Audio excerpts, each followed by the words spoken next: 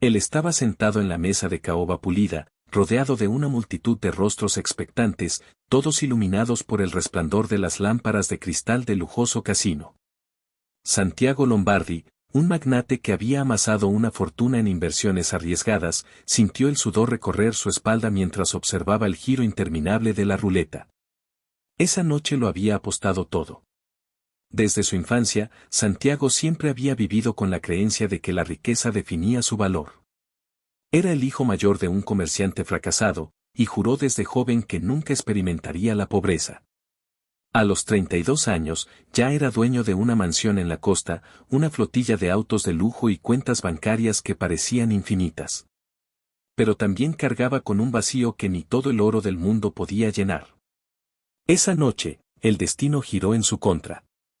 El croupier anunció, rojo 12, mientras Santiago veía como el color negro, su elección, no era el ganador. En un instante, su fortuna desapareció como agua entre los dedos. En el mundo de las apuestas, no había segundas oportunidades. Los murmullos en el casino lo perforaban como agujas. Algunos se burlaban en voz baja, otros miraban con lástima. Él no podía soportarlo. Se levantó de su silla tambaleándose, con la cara desencajada y los puños cerrados. Mientras salía por las puertas giratorias del casino, el frío de la noche lo golpeó con fuerza, como una bofetada que lo devolvía a la realidad. Su coche, que solía ser conducido por un chofer, había sido confiscado apenas minutos antes. Llamó a su asistente personal, pero la voz del otro lado de la línea fue cortante. Señor Lombardi, las cuentas están congeladas. No puedo ayudarlo. Colgó. Santiago estaba solo. Su caída fue vertiginosa. Una semana después, su mansión fue embargada, y los periódicos se llenaron de titulares que deleitaban al público con su ruina. Una noche, mientras caminaba sin rumbo por las calles de la ciudad, un rayo de solitario arrepentimiento iluminó su mente. ¿Cómo había llegado hasta allí? Su única respuesta era un eco interno, ambición ciega. Era irónico, toda su vida había perseguido riquezas materiales, pero ahora que no le quedaba nada, se daba cuenta de que lo más valioso era aquello que nunca había comprado, la felicidad. Santiago vagó por semanas, encontrando refugio en albergues y comedores comunitarios. Había perdido peso, y sus trajes a medida colgaban de su cuerpo como harapos. Una noche, mientras dormía en un banco de parque, fue despertado por una fuerte tos. Su pecho ardía, y cada respiración era más difícil que la anterior. Alguien llamó a emergencias, y la ambulancia lo llevó al hospital más cercano. Fue en ese momento cuando su historia dio un giro inesperado. Santiago despertó en una cama de hospital, con el zumbido constante de máquinas monitoreando su estado. Las luces fluorescentes iluminaban las paredes blancas y el olor a desinfectante impregnaba el aire. Cada respiración era dolorosa, y su garganta estaba seca como el desierto. Al abrir los ojos, lo primero que vio fue a una mujer de cabello oscuro recogido en un moño bajo. Sus ojos, grandes y cálidos, lo observaban con profesionalismo y una pizca de compasión. Buenos días, señor. Soy Valeria, su enfermera. ¿Sabe dónde está? Preguntó con una voz tranquila. Santiago intentó hablar, pero solo emitió un susurro áspero. Ella le ofreció un vaso de agua con una pajilla y esperó pacientemente a que bebiera. Hospital, murmuró al fin, mientras la realidad comenzaba a asentarse. Valeria asintió. Fue traído aquí con una neumonía grave. ¿Tiene a alguien a quien podamos contactar? ¿Familia? Santiago negó con la cabeza. Su familia estaba lejos, y los pocos conocidos que alguna vez lo admiraron ahora lo evitaban como si su ruina fuera contagiosa. Era un hombre solo en el mundo. Está bien, no se preocupe. Nosotros nos encargaremos de usted, respondió Valeria, con una sonrisa que, aunque ligera, iluminó por un momento la penumbra emocional de Santiago. Los días en el hospital se convirtieron en semanas. Cada mañana, Valeria entraba a su habitación con una rutina, revisar sus signos vitales, ofrecerle medicación y asegurarse de que comiera. Aunque ella trataba a muchos pacientes, con Santiago se tomaba un poco más de tiempo. Había algo en el que despertaba su curiosidad y, quizás, su empatía. Santiago, por su parte, observaba a Valeria con creciente interés. Era una mujer sencilla pero radiante, con una serenidad que él no comprendía. En una ocasión, mientras ella ajustaba la almohada detrás de su cabeza, no pudo evitar preguntar: ¿por qué hace esto? Trabajar aquí, cuidar de desconocidos. Valeria se detuvo, pensativa, antes de responder. Porque creo que todos merecen una segunda oportunidad. Esas palabras lo golpearon como un trueno. Santiago había vivido como si cada error fuera definitivo, como si no existiera la posibilidad de redimirse. Por primera vez en mucho tiempo, sintió que alguien veía en él algo más que sus fracasos. Con el tiempo, Santiago comenzó a abrirse. Le habló a Valeria sobre su pasado, su éxito, sus excesos y, finalmente, su caída. Al principio, se avergonzaba de admitir sus errores, pero ella nunca lo juzgó.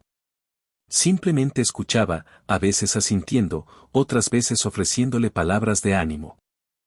Tal vez perderlo todo era lo que necesitaba para encontrar lo que realmente importa, dijo un día, con la voz quebrada. Valeria sonrió con ternura. Es un buen comienzo, Santiago. A veces, lo más valioso se encuentra en lo más simple. El hospital era un lugar donde la vida y la muerte se cruzaban a diario, pero para Santiago se había convertido en un refugio. Empezó a ayudar a otros pacientes, algo que nunca habría imaginado hacer en su antigua vida. Acompañaba a un anciano a caminar por los pasillos, leía en voz alta para un niño en la sala pediátrica y escuchaba las historias de quienes, como él, habían enfrentado dificultades. Sin embargo, no todo era fácil. La recuperación física avanzaba, pero la emocional era más lenta. Santiago aún tenía noches en las que despertaba sudando frío, atormentado por recuerdos de su pasado. En esas ocasiones, Valeria se quedaba con él, ofreciéndole palabras de consuelo. Un día, mientras caminaban por el jardín del hospital, Santiago le preguntó: ¿alguna vez has sentido que no tienes nada? Valeria se detuvo, mirando el cielo. Sí, muchas veces. Pero aprendí que cuando no tienes nada, es cuando puedes empezar a construir de nuevo. Esa frase se quedó grabada en la mente de Santiago. Era como si Valeria hubiera abierto una puerta que él no sabía que existía. El jardín del hospital se había convertido en un refugio para Santiago. Era un espacio sencillo, con árboles frondosos que ofrecían sombra y bancas de madera que crujían ligeramente al sentarse. Allí, en medio de la calma, Santiago reflexionaba sobre lo lejos que había caído. Pero también, sobre lo que Valeria le había dicho: cuando no tienes nada, es cuando puedes empezar a construir de nuevo. Sin embargo, reconstruir su vida parecía una tarea imposible. No tenía dinero, hogar ni contactos que lo apoyaran. Sus días de magnate, rodeado de lujos y admiradores, se sentían como un sueño distante, casi ajeno. Unas semanas después, el médico principal se reunió con él. Señor Lombardi, su neumonía está bajo control y su salud ha mejorado mucho. Podrá salir del hospital en unos días. La noticia, que debería haber sido motivo de celebración, llenó a Santiago de pánico. ¿A dónde iría? ¿Qué haría? Sentado en la cama, hundió el rostro entre las manos, abrumado por un sentimiento de inutilidad. En ese momento, Valeria entró en la habitación. ¿Todo bien?, preguntó con suavidad. Santiago alzó la mirada, y sus ojos reflejaban su desesperación. Voy a salir del hospital, pero no tengo a dónde ir. Valeria se sentó a su lado, colocando una mano en su hombro. Eso no significa que esté todo perdido. Hay albergues donde puedes quedarte mientras encuentras un camino. También hay programas de apoyo. Pero, Santiago, tienes que querer salir adelante. Él suspiró. ¿Y si no sé cómo hacerlo? Valeria le sonrió con esa calidez que lo había acompañado desde el primer día. Nadie sabe al principio. Pero dar el primer paso es suficiente. Con la ayuda de Valeria, Santiago fue transferido a un albergue comunitario. Era un lugar modesto pero limpio, con camas ordenadas en filas y voluntarios que servían comidas calientes. Al principio, Santiago se sentía fuera de lugar. Compartir espacio con extraños, muchos de ellos enfrentando problemas similares o peores, lo hizo confrontar su propio orgullo. Sin embargo, también descubrió una inesperada camaradería. En el albergue, conoció a Esteban, un excontador que había perdido todo por confiar en las personas equivocadas. También estaba Rosa, una joven madre que luchaba por encontrar un trabajo para mantener a su hija. Escuchar sus historias le enseñó que no era el único que había caído, y que no estaba solo en su lucha por levantarse. Valeria continuaba visitándolo en sus días libres. Siempre llegaba con una sonrisa y alguna pequeña sorpresa, una revista para leer, una caja de té o simplemente palabras de ánimo. Para Santiago, esas visitas eran un recordatorio de que aún existía bondad en el mundo, algo que había olvidado en su vida de excesos. Valeria, ¿por qué haces esto?, le preguntó un día, mientras compartían una taza de café en el comedor del albergue. Ella lo miró, pensativa. Porque alguien lo hizo por mí una vez. Santiago arqueó una ceja, sorprendido. ¿Tú también, caíste? Valeria asintió lentamente. Hace años. Perdí a mi familia en un accidente, y mi mundo se derrumbó. No quería seguir adelante, pero una persona me mostró que la vida aún tenía algo que ofrecer. Ahora, intento ser esa persona para otros. Santiago quedó en silencio, asimilando lo que ella había compartido. No era solo bondad lo que veía en Valeria, era fuerza, una resiliencia que él anhelaba tener. Con el tiempo, Santiago comenzó a buscar maneras de recuperar su lugar en el mundo. Consiguió un trabajo temporal en el albergue, ayudando en la cocina y limpiando las instalaciones. Aunque al principio le costó adaptarse, encontró satisfacción en el trabajo duro y en el hecho de ser útil para otros. Cada pequeña tarea completada era un paso hacia la dignidad que sentía haber perdido. Una tarde, mientras Santiago barría el comedor, se le acercó Rosa, la joven madre del albergue. ¿Sabes algo sobre negocios?, preguntó tímidamente. Santiago sonrió. Un poco. ¿Por qué? Ella le explicó que soñaba con abrir un pequeño puesto de comida, pero no sabía por dónde empezar. Por primera vez en mucho tiempo, Santiago sintió que sus conocimientos podían ser útiles. Esa noche, se sentó con Rosa y le ayudó a crear un plan básico para su idea. Cuando terminó, se dio cuenta de algo importante: ayudar a otros lo hacía sentir vivo. La vida en el albergue había comenzado a tomar un ritmo casi rutinario para Santiago. Aunque las noches aún traían consigo recuerdos amargos y remordimientos, los días eran ocupados y productivos. Poco a poco, las personas que lo rodeaban dejaron de verlo como el hombre que lo perdió todo y comenzaron a reconocerlo como alguien dispuesto a ayudar. Un día, mientras limpiaba las mesas después del almuerzo, recibió una llamada inesperada. Era Valeria. Santiago, ¿tienes un momento? Quiero hablar contigo de algo. Claro, dime. Me gustaría que vengas al hospital mañana. Hay alguien que creo que deberías conocer. Aunque intrigado, Santiago aceptó la invitación. Al día siguiente, llegó al hospital con nerviosismo.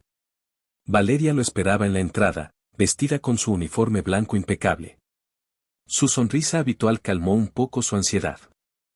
¿De qué se trata?, preguntó mientras caminaban por el pasillo. Ya lo verás. Valeria lo condujo a una sala de reuniones donde un hombre de mediana edad, con traje oscuro y una expresión seria, esperaba sentado. Se presentó como Eduardo Miranda, un representante de una fundación dedicada a la reintegración laboral de personas en situación vulnerable. Valeria me ha hablado mucho de usted, señor Lombardi. Me impresionó su disposición a ayudar a otros en el albergue. Tenemos un programa que conecta a personas con su experiencia con pequeñas empresas que necesitan asesoramiento. Creo que podría ser una oportunidad para usted. Santiago se quedó en silencio, procesando la información. Durante meses había sentido que su vida carecía de rumbo, pero esta oferta encendió una chispa de esperanza. Acepto, dijo finalmente, con una mezcla de determinación y gratitud. La fundación lo conectó con su primer proyecto, un café de barrio que estaba luchando por sobrevivir. Los dueños, un matrimonio mayor llamado don Héctor y doña Clara, no entendían mucho sobre marketing ni finanzas, pero tenían un amor profundo por su negocio. Santiago los visitaba diariamente, ayudándolos a organizar sus cuentas y enseñándoles estrategias simples para atraer más clientes. Aunque al principio dudaban de él, pronto comenzaron a confiar en su experiencia. Una tarde, mientras trabajaban juntos, don Héctor comentó: «Sabes, muchacho, pensé que nadie podía salvar este lugar, pero tú has hecho más de lo que imaginábamos». Santiago sonrió, sintiendo por primera vez en mucho tiempo que estaba contribuyendo a algo real. Sin embargo, el pasado de Santiago no lo había olvidado. Una tarde, mientras salía del café, vio a un hombre de traje caro apoyado contra un auto deportivo. Lo reconoció al instante: Raúl Torres, un viejo conocido de su vida anterior. «Santiago Lombardi, el gran magnate caído en desgracia», dijo Raúl, con una sonrisa sarcástica. Santiago lo miró con frialdad. «¿Qué haces aquí?» «Solo pasaba por el barrio y escuché rumores de que estabas jugando a ser el salvador de los pequeños negocios». «¿Qué pasó contigo, Santiago? ¿No eras el tipo que decía que el dinero lo era todo?». Las palabras de Raúl eran un recordatorio doloroso de quién había sido. Por un momento, la inseguridad y la vergüenza amenazaron con consumirlo. Pero luego pensó en Valeria, en Rosa, en don Héctor y doña Clara. Pensó en la nueva vida que estaba construyendo. «Cambié, Raúl. Algo que tú deberías considerar». Raúl rió con desprecio y se marchó, pero Santiago quedó reflexionando. La confrontación con su pasado era inevitable, pero esta vez no lo derribaría. Esa noche, en el albergue, Valeria lo llamó de nuevo. Había terminado su turno, pero quería asegurarse de que Santiago estuviera bien. «Valeria, he estado pensando mucho en todo lo que me has ayudado a entender. No sé cómo agradecerte». Ella rió suavemente al otro lado de la línea. «No necesitas agradecerme, Santiago. Solo sigue adelante». Hubo un silencio cargado de significado, hasta que Santiago se atrevió a preguntar: «¿Puedo invitarte a cenar algún día?». Valeria se sorprendió, pero su respuesta fue sencilla y honesta: «Me encantaría». La primera cita de Santiago y Valeria fue sencilla pero memorable. Él había insistido en preparar algo especial, así que con la ayuda de Rosa y los demás del albergue, organizó una cena en el pequeño comedor comunitario. Cubrió una mesa con un mantel blanco que encontró entre las donaciones y colocó unas velas que alguien había traído como parte de una colecta. Valeria llegó después de su turno en el hospital, vestida con un sencillo vestido azul que resaltaba su serenidad natural. Santiago, nervioso pero emocionado, la recibió con una sonrisa que no pudo contener. «No es un restaurante elegante, pero espero que te guste», dijo, señalando la mesa decorada. Valeria miró alrededor, conmovida. «Es perfecto, Santiago». La cena fue modesta, pasta con salsa que él mismo preparó con la ayuda de Rosa, pero la conversación fue lo que realmente llenó la noche. Hablaron de sus vidas, de sus miedos y esperanzas. Santiago confesó algo que había guardado por mucho tiempo. «Cuando lo perdí todo, pensé que no tenía razones para seguir. Pero después de conocerte, entendí que hay cosas que valen más que el dinero». Valeria lo escuchó en silencio, sus ojos llenos de ternura. «Todos merecemos una segunda oportunidad, Santiago. Pero la verdadera fuerza viene de reconocer que no estamos solos». A medida que pasaron los días, su relación se fortaleció. Valeria seguía siendo una presencia constante en la vida de Santiago, pero ahora también compartían momentos fuera del hospital y el albergue. Caminaban por el parque, visitaban mercados locales y soñaban juntos con un futuro más brillante.